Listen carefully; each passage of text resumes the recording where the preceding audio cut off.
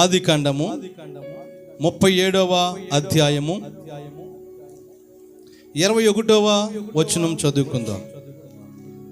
రూబేను ఆ మాట విని, మనము వారిని చంపరాదని చెప్పి వారి చేతులలో పడకుండా అతన్ని విడిపించెను. దేవుడు తన పరిశుద్ధ వాక్యము మన వినికిడిలో దీవించును గాక. ప్రియులరా, ఈరోజు అంశము చెప్పేటువంటి అంశం ఏంటంటే, మనము కష్టాల్లో ఉన్నా, బాధల్లో ఉన్నా, ఇబ్బందుల్లో ఉన్నా, సమస్యల్లో ఉన్నా, ఏ పరిస్థితుల్లో ఉన్నా దేవుడు మనను విడిచిపెట్టి వెళ్ళిపోయే దేవుడు కాదు. దేవునికి స్తోత్రం.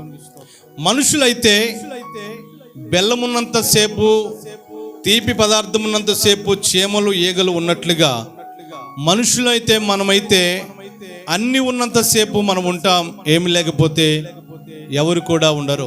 దానికి ఉదాహరణగా తప్పిపోయినటువంటి కుమారుడు తండ్రి ఆస్తిని తీసుకుని అతడు దూరాంతరం వెళ్ళిపోయి దుర్వ్యాపారం చేసి పాడు చేసి ఉన్నటువంటి పరిస్థితిలో కరువు వచ్చినప్పుడు వచ్చినటువంటి స్నేహితులు, మరి చెడు ఆలోచనలు, చెడ్డ ఆలోచనలు ఇచ్చినటువంటి స్నేహితులు అతన్ని వదిలి వెళ్ళిపోయారు. ఎందుకంటే డబ్బంతా అయిపోయింది, తెచ్చినటువంటి ఆస్తి అంతా కూడా అయిపోయింది. చివరికి ఈ చిన్న కుమారుడికి, తప్పిపోయిన కుమారుడికి బుద్ధి వచ్చినప్పుడు తన తండ్రి ఇంటికి వెళ్తానని చెప్పి అనుకుని ఇంటికి వెళ్ళాడు. ప్రియులారా, మన జీవితాల్లో మన దేవుడు ఎలాంటి వాడంటే, కష్టాల్లో ఉన్నప్పుడు, శ్రమల్లో ఉన్నప్పుడు వదిలి వెళ్ళిపోయే దేవుడు కాదు. మనుషుల ప్రేమ ఎలాంటిదంటే కొంచెము వరకే, కానీ యేసయ్య ప్రేమ అంతము వరకు. అందరి ప్రేమ అంతంతము వరకు, అంతంత వరకే యేసయ్య ప్రేమ అంతము వరకు. దేవునికి స్తోత్రం చెప్పండి. ఇక్కడ జరిగినటువంటి సిచ్యువేషన్ ఏంటంటే, యోసేపు అనేటువంటి 16 ఏళ్ల వాడైనటువంటి ఒక వ్యక్తి ఉన్నాడు. యాకోబుకు మరి ఉన్నటువంటి కుమారులు బాగా ప్రేమించినటువంటి, ఎందుకు బాగా ప్రేమించాడు అని చెప్పానంటే, ఇలాగ ఎందుకు బాగా ప్రేమిస్తున్నాడంటే, ఈ వ్యక్తి కుమారులందరిలో కూడా చాలా దేవుని యందు భయభక్తులు కలిగినటువంటి కుమారుడు. దాన్ని బట్టి తండ్రికి చాలా ఈ కుమారుని బట్టి సంతోషం వేసింది. ఈ కుమారుని బట్టి చాలా హ్యాపీ ఫీల్ అయ్యి సంతోషిస్తూ ఆనందిస్తున్నటువంటి కుమారుని ప్రేమిస్తూ ఉన్నాడు. అలా ప్రేమిస్తున్నటువంటి తన తమ్ముడైనటువంటి తమ్ముడిని ప్రేమిస్తుంటే అన్నలందరికీ కూడా చాలా కోపం వచ్చేసింది. తండ్రిని ఒక్కనే ఎందుకు ప్రేమించాలి, వీడిని ఎలాగైనా సరే లేపేద్దాం, వీడిని ఎలాగైనా సరే లేకుండా చేద్దామని ప్రయత్నాలు చేశారు. ప్రయత్నాలు చేసినటువంటి సమయంలో ఒక రోజున తన అన్నలందరూ కూడా మరి ఆ యొక్క ఉన్నటువంటి పరిస్థితుల్లో చాలా దూర ప్రదేశంలో ఉన్నప్పుడు, పొలంలో ఉంటున్న సమయంలో మందను మేపుతున్నటువంటి పరిస్థితుల్లో వారికి కొంచెం ఆహారము తీసుకువెళదామని ఆహారాన్ని పంపించినప్పుడు ఆ యొక్క యోసేపు తీసుకుని వెళుతున్న సమయంలో, యోసేపు దొరికాడా మనకి, వీడిని చంపేద్దాం, వీడిని లేపేద్దాం అనుకున్నాడు. ఎందుకంటే యోసేపు అంటే తండ్రికి చాలా ప్రేమిస్తున్నాడు ఎక్కువ తండ్రి. వీడిని ఎలాగైనా చంపేద్దామని అన్నలందరూ కూడా ప్లాన్ చేశారు. ప్లాన్ చేసే సమయంలో యోసేపుకు ఒక కల వచ్చింది. ఏంటంటే, అన్నలందరి యొక్క పనులన్నీ కూడా యోసేపు పనకి నమస్కారం చేస్తున్నాయి. ఆ దర్శనం పొందాడు. ఆ దర్శనం పొందినటువంటి ఆ దర్శనం చెప్పిన సమయంలో ఆ అన్నలందరూ కూడా వాడి మీద పగబట్టి, ఎరా మేము నీకు నమస్కారం చెయ్యాలా, నీకు నమస్కారం చేయాలి మేము అని చెప్పి పగబట్టి, ఎప్పుడు దొరుకుతాడా అని చెప్పి చూస్తున్నారు ఈ అన్నలందరూ కూడా. ఇక్కడ దొరికాడు, రానే వచ్చాడు. వీరందరూ కూడా ఒక ఆలోచనలో పడ్డారు, వీడిని చంపేద్దాం రా, ఈయన ఏదో విధంగా లేపేద్దాం, మనకు దొరికాడు, ఇంటికాడైతే అస్తమానం తండ్రితోనే ఉంటున్నాడు, తండ్రి దగ్గరే ఉంటున్నాడు, మనకు దొరకట్లేదని చెప్పి ప్లాన్ చేశాడు. ప్లాన్ చేసేటువంటి సమయంలో ప్రియులరా, అతన్ని చంపేసి, మరి ఇదిగో సింహము పులు చంపేసింది, తినేసిందని చెప్తాం తండ్రికి అని ప్లాన్ చేసుకున్నారు. జరిగినటువంటి అద్భుతం ఏంటంటే, ప్రియులరా, దేవుడు మనతో ఎల్లప్పుడూ ఉంటాడు. ఆయన నమ్మినటువంటి వారిని ఎప్పుడు కూడా విడిచిపెట్టాడు. దేవునికి స్తోత్రం చెప్పండి. ప్రభువా, నీ మీదే నేను ఆధారపడుతున్నా, నీవే నాకు ఆధారము, నీవే నాకు ఆశ్రయము, నీవే నాకు తోడని ప్రభువుపై ఆధారపడేటువంటి వారిని దేవుడు ఎప్పుడు కూడా విడిచిపెట్టడండి. ఆ అన్నలందరిలో కూడా ఒక ఆయనకు ఒక ఆలోచన వచ్చింది. ఆ రూబేన్ అంటున్నాడు, ఆ మాట విని మనం వారిని చంపద రాదని చెప్పి వారి చేతుల్లో పడకుండా వారిని విడిపించాడు రూబేన్. రూబేన్ అనేటువంటి యొక్క అన్న ఏం చేస్తాడంటే, వీడిని చంపకూడదు, మనం చంపితే బాగోదు, తండ్రి బాధపడతాడు అని చెప్పి అతను వాడి చేతుల్లో పడకుండా అతన్ని విడిపించాడంట. చాలా జాగ్రత్తగానండి. మనము దేవుని యందు భయభక్తులు కలిగి జీవిస్తే, దేవునిపై ఆధారపడితే, దేవుడు ఎప్పుడు కూడా మనను మోసం చేయడు. రాయి తగులకుండా దేవుని యొక్క దూతలకు ఆజ్ఞాపిస్తాడంట. నా బిడ్డలు బయటికి వెళ్తున్నారు, నా బిడ్డలు పనికి వెళుతున్నారు, నా బిడ్డలు పని మీద వెళుతున్నారు, నా బిడ్డలు ప్రయాణమై వెళుతున్నారు, వారిని కాపలాగా చూసుకోండి అని చెప్పి దేవదూతలకి ఆజ్ఞాపిస్తాడంట. దేవుడు మన పట్ల కార్యాలు చేస్తుంటాడు. దేవుడు మనల్ని ఎల్లప్పుడూ కూడా కాపాడుతూ ఉంటాడు, సంరక్షిస్తూ ఉంటాడు.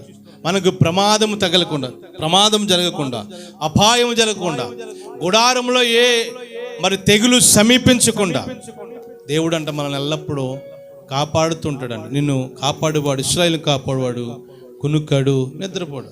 జాగ్రత్తగానండి. ఇశ్రాయేలుని కాపాడువాడు కునుక్కడు నిద్రపోడు. ఆయన శారీరకంగా ఉన్నటువంటి సమయంలో ఒక రోజున దోణిలో నిద్రపోయాడు. చిన్న దోణిలో శిష్యులందరూ కూడా దోణిలో ఉన్నారు. అందులో అమరమన తలగడగా చేసుకుని దోణిలో ఆ భాగం ఎక్కడ ఉంటుందంటే, దోణిలో ముందు భాగం ఉంటుంది. ముందు భాగంలో ప్రభువారు అలాగా కునుపాటు అంటే ఆయన శారీరకంగా ఉన్నాడు కనుక, రక్తమాంసంతో ఉన్నాడు కనుక ఆయనకు అలా చిన్న కునుకుపాటుగా నిద్రపోయాడు. నిద్రపోతుని లోపే పెద్ద తుఫాను, అలజడి, మునిగిపోయే పరిస్థితి, అల్లకొలం అయిపోయింది. ఒక్క సెకండ్ కునుకుపాటుతోనే ఏమైపోయింది తెలుసు, అల్లకొలం అయిపోయింది. దోణె మునిగిపోయేటువంటి పరిస్థితికి వచ్చింది. అప్పుడు ఆయనను ఈ శిష్యులు అన్నారు, అయ్యా మేము మునిగిపోతున్నాం, మమ్మల్ని కాపాడండి బాబు అని కేకలు వేసినప్పుడు ఆయన ఏం చేస్తే తెలుసా, ఆయన లేచి సముద్రంలో గాలిని నిమ్మళమైపోమనగానే నిమ్మళమైపోయినాడు. దేవునికి స్తోత్రం చెప్పండి. మన పక్షమున దేవుడు యుద్ధం చేస్తాడు. మన పక్షమున దేవుడు ఉంటాడు. మన కష్టాలు ఉన్నప్పుడు మనం అనుకుంటాం, దేవుడు చూడలేదు, నా బాధల్లో దేవుడు చూడలేదు, నా ఇబ్బందులు దేవుడు చూడలేదు, నా సమస్యలు దేవుడు చూడలేదు, నన్ను పట్టించుకోవట్లేదు, ఈ లోకమైనటువంటి మరి బంధువులు, రక్త సంబంధులు, తోబుట్టులు, నానటువంటి వారు పట్టించుకోకపోయినా ఈయనైనా పట్టించుకోవట్లేదు అని ఒక్కొక్కసారి మనం బాధపడుతూ ఉంటాం. ఆయన మనల్ని చూడట్లేదు అనుకుంటాం, కానీ దేవుడు మనతో ఎల్లప్పుడూ ఉంటాడండి. ఇక్కడ అన్నలు ఈ తమ్ముడిని చంపేద్దాం అనుకున్నారు. చంపేసి ఒక మేకపిల్లని, అక్కడ ఉన్న గొర్రె పిల్లని చంపేసి ఆ రక్తంలో వీడి వస్త్రాలు ముంచేసి తీసుకెళ్ళి చంపేసింది ఒక సింహం అని చెప్పి చూపిందామని ప్లాన్ వేశారు. వీడు గోల ఉండదు, ఇంకా వీడిని చంపేద్దాం, వీడిని నాశనం చేసేద్దామని ప్లాన్ చేశారు. కానీ దేవుడు ఒక వ్యక్తిని, అంటే ఒక అన్నని ఎన్నుకొని, అరే వీడిని చంపకూడదు, వీడిని ఆ కర్మలత పాపం మనకెందుకు, మనం చంపొద్దు అని చెప్పి ఏం చేశారంటే, పిల్లరా ఒక గుంటలో పడవేశారు. గుంటలో పడేసినటువంటి వాడిని మళ్ళీ తీసి ఇలాగే ఉంటే బాగోదని చెప్పి ఆ దారిని పోయేటువంటి ఒక బాటసారికి అమ్మేశారు. అయిపోయింది, వీడి పేడ వదిలిపోయింది అనుకున్నాను. ఎందుకంటే అస్తమానం మనల్ని డామినేట్ చేసేస్తున్నాడు వీడు. తండ్రి గారు ఎప్పుడు చూసిన వీడినే ప్రేమిస్తున్నాడు, వీడి పేడ విరగడైపోద్ది, వీడిని గొడవ దరిద్రం వదిలిపోద్ది అనుకున్నాను. కానీ దేవుడు ఏం చేస్తాడంటే, జాగ్రత్తగా, ఇది మనకు తెలిసినటువంటి చరిత్ర. ఎందుకు గుర్తు చేస్తానంటే, మనం కష్టాలు ఉన్నప్పుడు దేవుడు మనల్ని ఎప్పుడు కూడా వదిలి వెళ్ళిపోయే దేవుడు కాదు. ఆ అంశం వచ్చింది కాబట్టి చెప్తా ఉన్నాను. వీళ్ళు అనుకున్నారు వీడితో పని అయిపోయింది, ఇంకా గొడవ లేదు. తండ్రి దగ్గరికి వెళ్ళి ఒక మేకపిల్లను చంపేసి రక్తంలో ముంచి ఆ యొక్క వస్త్రం తీసుకెళ్ళి చూపిందాం, నమ్ముతాడు అనుకున్నారు. కానీ తండ్రి కూడా నమ్మేశాడు. అయ్యో నా కుమ్మడా అని చెప్పి బాధపడ్డాడు. అయితే యోసేపును మాత్రం దేవుడు మరిచిపోలేదు. దేవునికి స్తోత్రం చెప్తాం. యోసేపును మాత్రం దేవుడు విడిచిపెట్టలేదు. జాగ్రత్తగానండి, యోసేపును మాత్రం దేవుడు విడిచిపెట్టలేదు. దేవుడు నమ్మదగిన దేవుడు అంటాడు. మనుషులైతే నమ్మదగిన వారం కాదు. ప్రియులరా, మనము మాట ఇచ్చి తప్పిపోతాం, కానీ దేవుడు అంట ఎన్ని కష్టాలు వచ్చినా, ఎన్ని ఇబ్బందులు వచ్చినా, ఎన్ని సమస్యలు వచ్చినా ఆయన మాట ఇచ్చిన వాడు కనుక తప్పకుండా నెరవేరుస్తాడు. ఆయన నమ్మదగిన దేవుడు. నిన్ను పిలిచిన వాడు నమ్మదగిన వాడు అన్నది. ఆ గుంటలో పడవేశారు, తీసి ఒక బాటసారికి అమ్మేశారు. వీడితో ఎంత ఈ గొడవ వదిలిపోయింది, దరిద్రం వదిలిపోయింది, లేక పేడ విరగడైపోయింది అనుకున్నారు. కానీ దేవుడు ఏం చేశాడు తెలుసా?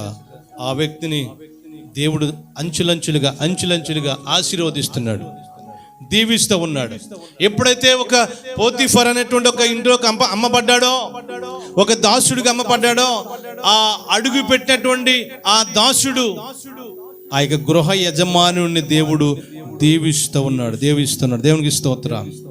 వీడు ఎప్పుడైతే అడుగు పెట్టాడో, ఈ యోసేపు ఎప్పుడైతే ఇంట్లో అడుగు పెట్టి పని చేస్తున్నాడో, ప్రభువా నా యజమాను దీవించండి తండ్రి, నా యజమాని కుటుంబాన్ని దీవించండి ప్రభు, నా యజమాని ఆశీర్వదించండి ప్రభు. ఈ ప్రార్థన చేస్తూ తన యజమాని గురించి కూడా ప్రార్థన చేస్తున్న కారణాన్ని బట్టి దేవుడు ఆ పోతీఫర్ అనేటువంటి వ్యక్తిని దీవిస్తూ ఉన్నాడు. ఎంతగా దీవించాడంటే, నా భార్యని తప్ప నాకున్న ప్రతిదీ కూడా నీకు అధికారం ఇస్తానని చెప్పి అన్నీ కూడా అప్పగించేసాడు. అంత నమ్మకంగా దేవుడు మరి ఈ యొక్క యోసేపును దీవించాడు ప్రియులారా. కానీ ఈ యోసేపు మాత్రం దేవుని మర్చిపోలేదు, దేవుని స్తుతిస్తూ ఉన్నాడు. కానీ ఒక రోజున పోతీఫర్ భార్య ద్వారా శోధన వచ్చి జైల్లో వేయబడి, జైల్లో బాధపడుతున్నప్పుడు కూడా ప్రభువుని వదిలిపెట్టలేదు. ప్రార్థన చేస్తుండగా ప్రియులారా, దేవుడు విడుదలిచ్చి అక్కడ ఆ రాజ్యానికి ఒక విధంగా ఆహారం విషయంలో అతను ఒక రాజుగా లేక ఒక అధికారిగా దేవుడు ఉన్నతమైనటువంటి స్థితిలో ఉంచాడు. దేవుని స్తోత్ర. కష్టాల్లో ఉన్నప్పుడు నిన్ను నమ్ముకున్నటువంటి వారు, నువ్వు నమ్ముకున్నటువంటి వారు, లేక నీవు ప్రేమిస్తున్నవారు, మనము ప్రేమిస్తున్నటువంటి వారు, నేను ఉంటాను నీకు తోడుగా, నిన్ను ప్రేమగా చూసుకుంటాను అనుకున్నటువంటి వారు వదిలి వెళ్ళిపోతారేమో. కానీ యేసయ్య కష్టములలో నష్టములలో తోడుండేటువంటి దేవుడు. జాగ్రత్తగానండి, కష్టములలో నష్టంలో తోడుండేటువంటి దేవుడు. మన దేవుడు విడిచిపెట్టే దేవుడు కదా. హాగరు అనేటువంటి స్త్రీని అక్కడ వదిలివేయబడినప్పుడు ఎక్కడికి వెళ్ళిపో అని అబ్రహాం పంపించేసినప్పుడు, ఎక్కడికి వెళ్ళాలో అర్థం కానటువంటి పరిస్థితుల్లో ప్రయాణమై వెళుతున్న సమయంలో తెచ్చుకున్న ఆహారం అయిపోయింది, తెచ్చుకున్న నీళ్ళు అయిపోయినాయి. ఏం చేయాలి అర్థం కాని పరిస్థితిలో ఆ మిట్ట మధ్యాహ్నం ఎండ వేళలో ఆ ఎడారిలో ఆ కుమారుడు మరణం చూడలేక అల్లంత దూరంలో పడుకోబెట్టి దూరంగా వెళ్ళి మరణం చూడలేక బాధపడుతూ ఏడుస్తుంటే అక్కడ ఉన్నటువంటి కుమారుడు మొర, ఇక్కడ తల్లి మొర దేవుడు ఆలకించి అక్కడ నీటి మొగ్గను పుట్టించాడండి. ఎక్కడండి? ఎడారిలో. ఎడారిలో. ఒక్కరోజు పైపు రాకపోతే మన ఊళ్ళో, ఒక్కరోజు మనకి 2 రోజులు నీళ్ళు రాలేదనుకో ఏమైపోతుంది? ఇబ్బంది పడిపోతాం లేదా? ఎడారిలో నీళ్లు దేవుడు ఇచ్చాడంట, నీటి బుగ్గను పుట్టించాడు దేవుడు. మన దేవుడు కష్టాల్లో మర్చిపోయే దేవుడు. అందుకని ఈ సంవత్సరం దేవుడిచ్చిన వాగ్దానము, మన సంఘానికి దేవుడిచ్చిన వాగ్దానం ఏంటంటే, అపోస్తుల కార్యములు 18వ అధ్యాయము 10వ వచనం ఉంటుంది.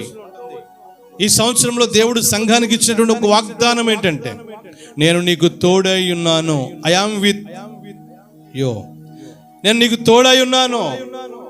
ఒకసారి చదువుకుంది అపోస్తుల కార్యములు 18వ అధ్యాయము 10వ వచనంలో, నేను నీకు తోడై ఉన్నాను, నీకు హాని చేయుటకు నీ మీదకి ఎవడు కూడా రాడు. జాగ్రత్తగానండి.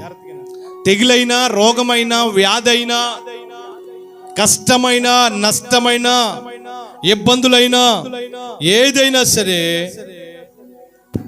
నిన్నేమి కూడా చేయలేవు. నేను ఏది కూడా చేయలేవు. ఇక్కడ అంటాడు పరిశుద్ధాత్మ దేవుడు ఏమంటాడు పౌలుతో, నువ్వు భయపడక మాట్లాడుము, మౌనంగా ఉండకము, నేను నీకు తోడై ఉన్నాను, నీకు హాని చేయటకు నీ మీదకి ఎవడు రాడు. ఎవడైనా వచ్చినా దేవుడు ఏం చేస్తా తెలుసు, వాడు పక్షంలో యుద్ధం చేస్తాడు. ఆ పౌలు గారి పక్షంలో యుద్ధం చేస్తాడు. నేను నీకు తోడుకున్నాను, నిలో పర్లేదు, నీ మీదకి హాని చేయడానికి ఎవడు కూడా రాడు. హాని చేయడానికి తెగులు కానీ రోగం కానీ ఈరోజు ఈ నూతన ఈ యొక్క సంవత్సరంలో ఈ యొక్క పిల్లల నూతనమైనటువంటి నెల మరొక నెలలో ప్రభు ఇచ్చినటువంటి యొక్క వాగ్దానం గుర్తు చేస్తున్నాడు. ఏంటంటే నీకు హాని చేయటకు ఎవడు కూడా నీ మీదకి ఏ రోగము కానీ తెగులు కానీ ఆర్థిక పరిస్థితులు కానీ ఏ సమస్య కానీ ఏది కూడా రాదు. ఎందుకంటే నీకు తోడై ఉన్నాడు దేవుడు. ఇక్కడ అంటాడు, నేను నీకు తోడై ఉన్నాను. యోసేపుకు దేవుడు తోడై ఉన్నాడు. అన్నలు ఏమని చేయలేకపోయారు. నూతులో పడేస్తే నువ్వే చేయలేకపోయింది. బాటసారికి అమ్మేస్తే బాటసారి కూడా ఏం చేయలేపాడు. ఆఖరికి పోతిఫర్ భార్య కుటుంబంలో భార్య కూడా శోధనకు గురి చేస్తే పోతిఫర్ భార్య కూడా ఏం చేయలేకపోయింది. ఎందుకంటే ఇవన్నీ చూస్తుంటే మనం అర్థం చేసుకోవాల్సింది ఏంటంటే దేవుడు నీతో ఉంటే నిన్ను ఎవడు కూడా తాకలేడు, ఎవడు కూడా నిన్ను ముట్టలేడు, ఎవడు కూడా నీ మీదకి రాలేడు. నీ పక్షమున దేవుడు ఉన్నాడు కనుక నీకు సహాయం చేస్తాడు కనుక ఎవడు ఏం చేయలేడు. అంతా కూడా పటాపంచలైపోతుంది. అపోస్తలుడైన పౌలుతో చెప్తున్నాడు, ఇదిగో నీవు మౌనంగా ఉండకుండా మాట్లాడు, నేను నీకు తోడై ఉన్నాను. అద్భుతం కదండి మాట ఏంటంటే అద్భుతం. నేను నీకు తోడై ఉంటాను అన్న వాళ్ళందరూ కూడా వదిలేసి వెళ్ళిపోతారు. ఒకప్పుడు నీకు నేను తోడుగా ఉంటాను అండగా ఉంటాను అన్న వాళ్ళందరూ కూడా ఒక రోజున భార్య భర్తలు ఇద్దరు కూడా ఒకరి భుజం మీద ఒకరు చేసుకుని కొత్తగా పెళ్ళైన సమయంలో కొత్తగా పెళ్ళైనటువంటి ఆ భార్య భర్తలు ఒక అడవిలో నడుచుకుంటూ వెళ్ళిపోతున్నారు. ఈ వ్యక్తి చెప్తున్నాడు, నేను నీకు తోడుగా ఉంటాను, అండగా ఉంటాను, నువ్వు ధైర్యంగా ఉండి పర్లేదు, నీకు లైఫ్ లాంగ్ నేను చూసుకుంటాను, నీకు ఏది కాలం అన్ని చూస్తాను అని చెప్పి ధైర్యంగా కొన్ని మాటలు చెప్పుకుంటూ వల్లించుకుంటూ వెళ్తున్నాడు. భార్యతో చెప్తున్నాడు భర్త. భార్యతో చెప్పుకుంటూ భర్త వెళ్తున్నాడు. భార్య భర్త ఇద్దరు ఒకరి మీద ఒకరు చేసుకుని మాట్లాడుకుంటూ వెళ్తున్న సమయంలో ఎదురుగా ఒక అడవిలో ఎదురుగా ఒక ఎలుగుబంటి వచ్చేస్తుంది. వచ్చేసిన వెంటనే ఈ భర్తకి ఒకసారి గుండె ఆగిపోయింది. అయ్యి బాబోయ్, ఎలుగుబంటి వచ్చేసింది బాబోయ్, ఏం చేయాలి అర్థం కాదు అన్న పరిస్థితిలో ఏం చేశాడు తెలుసు. అప్పుడు దాకా నేను నీకు తోడుకుంటాను, నీకు అండగా ఉంటాను, ధైర్యం గుండు, భయపడకో అనుకున్నటువంటి ఈ భర్త ఏం చేశాడు తెలుసా, ఆ మాట్లాడుతున్న మాటలో సడన్గా ఆగిపోయి ఈ భుజం మీద చెయ్యి కూడా సడన్గా చెయ్యి తీసేసినట్టుగా అనిపించింది భార్యకి. ఏమిటని చెప్పి చూసే లోపే ఈ స్వరం ఆగిపోయింది. ఏంటి నా మీద వేసినట్టు నా భర్త చెయ్యి కూడా తీసేసాడు ఏంటని ఆ క్షణంలో చూసే లోపే ఈ కుర్రోడు కొత్తగా పెళ్ళినటువంటి భర్త టపా చెట్టు ఎక్కేసాడు అంట. అక్కడ పక్కన ఒక చెట్టు ఉంది, చెట్టు ఎక్కేసాడు టక. అయ్యి బాబు ఇదేంటారు, ఇప్పుడు దాకానేమో నీతో ఉంటానన్నాడు, తోడుగా ఉంటానన్నాడు, నీకు అండగా ఉంటానన్నాడు, అదేంటి ఇలాగ వెళ్ళిపోయాడని చెప్పి ఇప్పుడు ఆమె ఏం చేయాలి అర్థం కాక, అయ్యి బాబు ఇప్పుడు వరకు చెప్పినోడు ఇలాగ వెళ్ళిపోయాడేంటి, ఇప్పుడు ఏం చేయాలి నాకు అర్థం కాని పరిస్థితులు, అతనేమో ఎలుగుబంటి వచ్చేస్తుంది. ఎలాగని భయపడిపోతున్న సమయంలో ఒక ఆలోచన వచ్చి సడన్గా అమ్మాయి తన భార్య ఏం చేసింది, వెంటనే పడిపోయింది. అక్కడ పడిపోయి ఊపిరి బిగబెట్టి చచ్చిపోయినటువంటి విధంగా ఊపిరి బిగబెట్టేసి ఈలోపు ఎలుగుబంటి అక్కడ దాకా వచ్చింది. ముక్కులో వాసన నోరు పెట్టి చూసింది, చెవులో పెట్టి చూసింది, మొత్తం బాడీ అంతా కూడా వాసన చూసింది.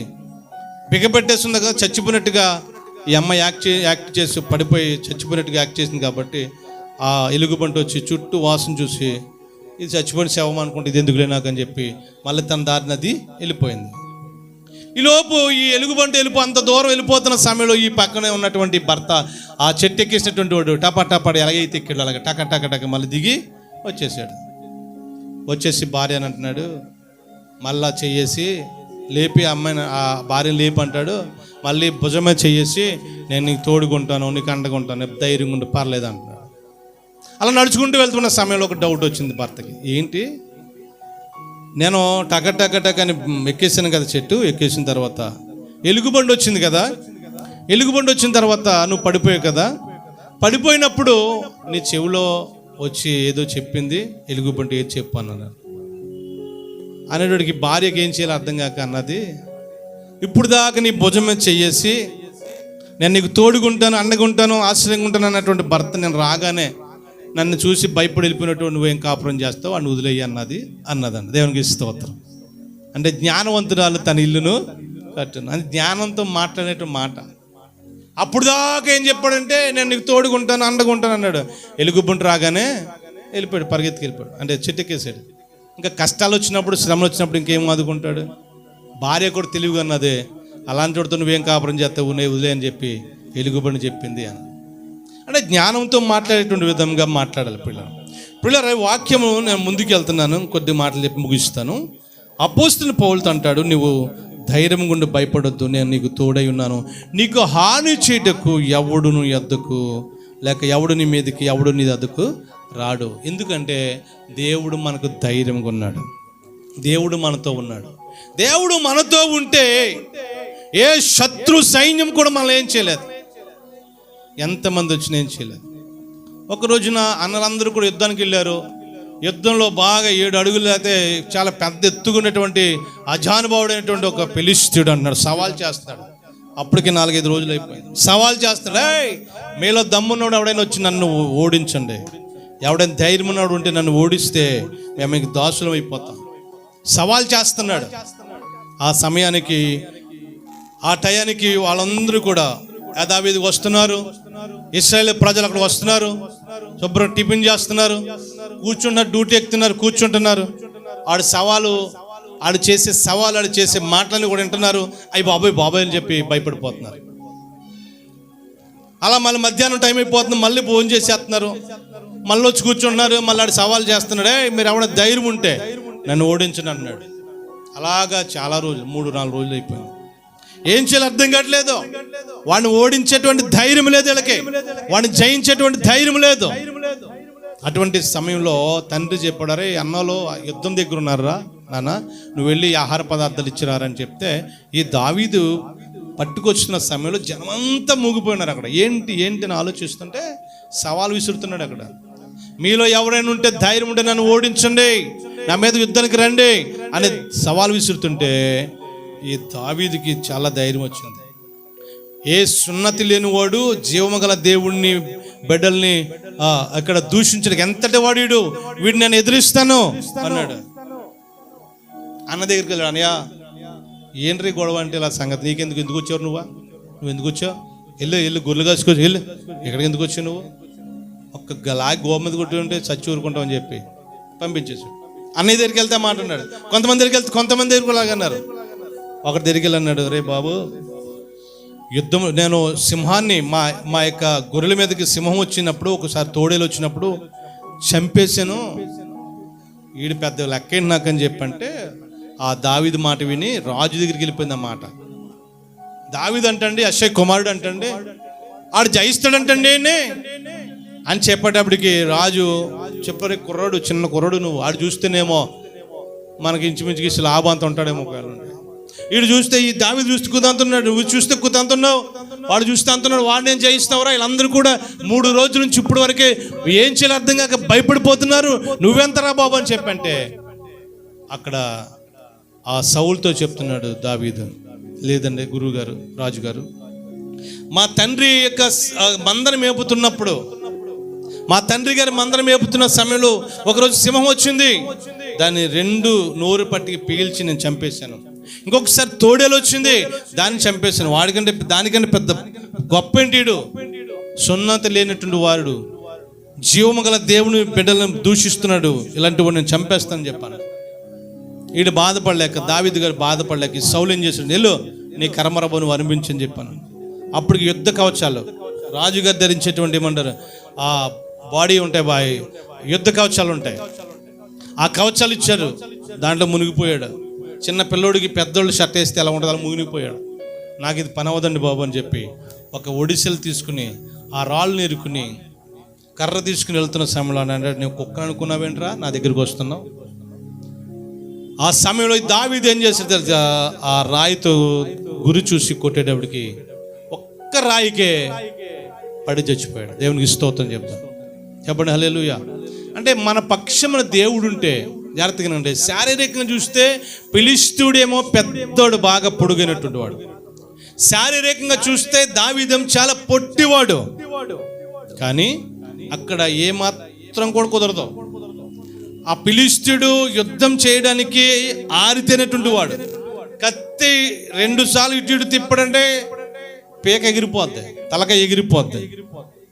ఎలాగ యుద్ధం చేయాలి, ఎలాగ ఈ దావీదుని ఒక్క ఏటకేసేలో అనుభవం ఉన్నటువంటి వాడు. ఈ దావీదుకి ఏమి రాదు, ఓన్లీ కర్ర ఒకటి, ఒక తాడు, ఒడిసెల ఒకటి తప్ప ఇంకేం తెలియదు.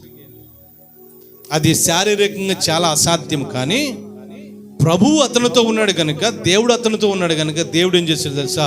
అతని పక్షంన యుద్ధం చేశాడు. దేవునికి స్తోత్ర. అసలు ఆ ధైర్యంగా మాట్లాడటమే చాలా గొప్ప. ధైర్యంగా అంత మాట్లాడటమే. అన్నయ్య అన్నాడు, రే నీకు పని ఏంటి ఇక్కడ, ఇలా నీకు పని ఏంటని చెప్పి తిట్టాడు. కొంతమంది ప్రజలు కూడా అతలో పొన్నారు. మనం ఒకసారి పిల్లరా మన కష్టాలను చూసి, శ్రమలను చూసి అనిపిస్తుంది, అయ్యి బాబు పెద్ద సమస్యలు, ఈ పెద్ద చూడండి చిన్న చిన్న అక్షరాలు మరి కనపడినప్పుడు భూతద్దాలు ఎటు చూస్తారు చిన్నపిల్లలు, చిన్నప్పుడు ఉండే భూతద్దాలు. ఆ భూతద్దంలో ఇలా చూస్తే ఆ చిన్న అక్షరము పెద్ద అక్షరంగా కనపడుతుంది. కానీ అది పెద్ద అక్షరమా? కాదు, అది పెద్ద అక్షరం కాదు, చిన్నదే. కానీ మనం పెట్టినటువంటి ఆ ఆయుష్కాంతం లేక భూతద్దం, దాన్ని బట్టి ఏమవుతుంది తెలుసా? ఈ అద్దాన్ని బట్టి మనం చూసే చూపుని బట్టి ఆ అక్షరం పెద్దదవుతూ ఉంది. దేవునికి స్తోత్రం చెప్పండి. మన సమస్యలు, కష్టాలు, ఇబ్బందులు ఇవి కూడా అంతే. మనం ఏం చేస్తామంటే పెద్ద భూతద్దంలో పెట్టి చూస్తాం. ఈ ఈ ఈ చిన్న కష్టాలు ఏం చేస్తామంటే భూతద్దంలో పెట్టి పెద్దగా చూస్తాం. దేవుడు ఏం చేస్తాడు తెలుసా? వాటి నుంచి నిన్ను విడిపించే దేవుడు, నిన్ను రక్షించే దేవుడు. మనం అర్థం చేసుకోవాలి ప్రియులరా. ఇక్కడ యోసేపును దేవుడు ఎంతగా కాపాడుతూ వచ్చాడంటే, అనుక్షణము అనుదినము సాతాను ఆ వ్యక్తిని నాశనం చేయాలని, అనుక్షణము సాతాను అతన్ని చంపేయాలని చూస్తున్నప్పుడు అన్నిట్లో కూడా పోతిఫర్ భార్య అన్నది, నాతో పాపం చేస్తే నీకు ఇదంతా కూడా అంటే నీకు ఉన్నతమైన స్థితి ఇస్తానని చెప్తాను. దేవుడు అన్నాడు. అప్పుడు ఆయన ఏమన్నాడు తెలుసు? అప్పుడు నా దేవునికి నేను వ్యతిరేకంగా నేను పాపము చేయను. అందులో కూడా యథార్థంగా ఉండి భయభక్తులు కలిగి దేవుడు ఎదుగుతున్నాడు కనుక దేవుడు ఏం చేశాడు తెలుసు? ఒక రోజున కష్టాల్లో, సమస్యల్లో, శ్రమల్లో ఉన్నప్పుడు ఆ ఐగుప్తు రాజ్యానికి ఒక ఫుడ్ కమిటీకి ఒక రాజుగా, ఆహార ధాన్యంలో నిల్వ చేసేటువంటి దానికి ఒక అధికారిగా, వాటి మీద అధికారిగా పెట్టాడు. దేవుడు ఉన్నతమైన స్థితి ఇచ్చాడు. అప్పుడు అన్నలందరూ కూడా తెలుసుకుని, ఐగుప్తులో ఆహారం సమృద్ధిగా దొరుకుతుందంటరా, వెళ్ళి చూసొద్దాం రండిరా, తెచ్చుకుందాం రండిరా అని ఈ యాకోబు కుమారులు యోసేపు అన్నలందరూ కూడా బయలుదేరి వచ్చి అక్కడ కూర్చున్నటువంటి సింహాసనం మీద కూర్చున్నటువంటి యోసేపును గుర్తుపట్టకుండా, ఈయన రాజుగారు అనుకుంటా, ఈయన అధికారి అనుకుంటా అనుకుని గుర్తుపట్టకుండా, అంటే గుర్తుపట్టేటప్పటికి యోసేపు అని వారికి తెలియదు. ఆ రాజ్య వస్త్రాలు ఉన్నాడు. వాళ్ళు అనుకున్నారు మనం చంపేశాం కదండి, లేక ఎవరికో అమ్మేశాం కదా, వాడు ఎక్కడో పోయింటాడు, అయిపోయింటాడు, వాడి చరిత్ర మాసిపోయి ఉంటుంది అనుకున్నాడు. కానీ ఇక్కడ ఈ స్థితిలో ఉన్నాడని అన్నలు అనుకోలేదు. అక్కడికి వచ్చి నమస్కారం చేశారు. ఆ అన్నలందరూ కూడా సాగిలిపడి నమస్కారం చేస్తే ఈ యోసేపుకి అక్కడ దేవుడిచ్చిన ఏమంటారు ఆ ప్రవచనం లేక ఏమంటారు ఆ దర్శనము నెరవేర్చినటువంటి విధానం బట్టి దేవుణ్ణి స్తుతిస్తూ ఉన్నాడు. దేవునికి స్తోత్రం చెప్పండి, హల్లెలూయా. మాట ఇచ్చిన దేవుడు సంవత్సరాలు అవ్వచ్చు, నెలలు అవ్వచ్చు, రోజులు అవ్వచ్చు, కానీ దేవుడు ఎప్పుడు కూడా మాట తప్పడు. చెప్పలు కొద్ది మైపడుతుంది. అందరూ కూడా మనం అనుకుంటాం, మనం మర్చిపోతాం. ఇచ్చిన వాగ్దానం, సపోజ్ ఒకవేళ ఈ సంవత్సరం పోయిన సంవత్సరం ఇచ్చిన వాగ్దానం తీసుకుంటాం జనవరి 1 రోజున, వాగ్దానం మర్చిపోతాం. కానీ దేవుడు మాత్రము మర్చిపోవడం. దేవుడు ఇచ్చిన వాగ్దానం ఎప్పుడు కూడా నెరవేరుతూనే ఉంటుంది. ఇన్ని సంవత్సరాలు పట్టొచ్చు, రోజులు పట్టొచ్చు, కానీ దేవుని పట్ల ఏదైతే అనుకున్నాడో అది తప్పకుండా నెరవేర్చాడని పరిశుద్ధాత్మ దేవుడు తెలియచేస్తున్నాడు. అన్నలు అనుకున్నారు మన తమ్ముడు ఎప్పుడో కలిసిపోంటాడు, వాడు ఎక్కడో పోయి ఉంటాడో అనుకున్నారు. కానీ ఇక్కడ రాజసింహాసనం మీద కూర్చొని, రాజ వస్త్రాలు ధరించి, కాలు మీద కాలు వేసుకుని సింహాసనం మీద కూర్చుంటే గుర్తుపట్టలేకపోయారు. కానీ ఈ యోసేపుకి మాత్రం గుర్తొచ్చింది వీళ్ళందరూ మా అన్నలని. మన దేవుడు ఎలాంటి అంటే కష్టాల్లో, బాధల్లో వదిలిపెట్టే దేవుడు కాదు, అక్కడ కూడా దేవుడు మనను ఆదరించే దేవుడు. కనుక అటువంటి కృప దేవుడు ఈ సంవత్సరం అంతా, ఈ వారం అంతా దేవుడు మనకు దయచేయను గాక. దయచేసి ప్రార్థన చేసుకుందాం. దయచేసి అందరూ కళ్ళు మూసుకునండి. దయచేసి అందరూ కూడా కళ్ళు మూసుకునండి. విన్నటువంటి వాక్యాన్ని ఒక్కసారి జ్ఞాపం చేసుకుందాం. అన్నలైతే తన సహోదరుని చంపేయాలనుకున్నారు, అతను రూపుమాపేయాలనుకున్నారు, చంపేద్దాం అనుకున్నారు. కానీ దేవుడు అక్కడ రూబెన్ ద్వారా చంపనివ్వకుండా కాపాడడానికి దేవుడు తనకు కుమారుని వాడుకున్నాడు. ఈ రోజున మన జీవితాల్లో ఉన్న కష్టాల్లో మనం ప్రయాణం చేస్తుండొచ్చు. బాధల్లో మనం ఉండవచ్చు, ఇబ్బందుల్లో ఉండవచ్చు, ఆర్థికంగా నలిగిపోతున్నట్టు పరిస్థితులు ఉండవచ్చు, కష్టాలు, తెగుళ్ళు, రోగాలు, వ్యాధులు ఇవన్నీ నాకే రావాలా అని మనం సమస్యలతో ఉండవచ్చు. కానీ కష్టంలో, నష్టంలో మనకు తోడు ఉండేటువంటి దేవుడు, ఆయన మనతో ఉండేటువంటి దేవుడు.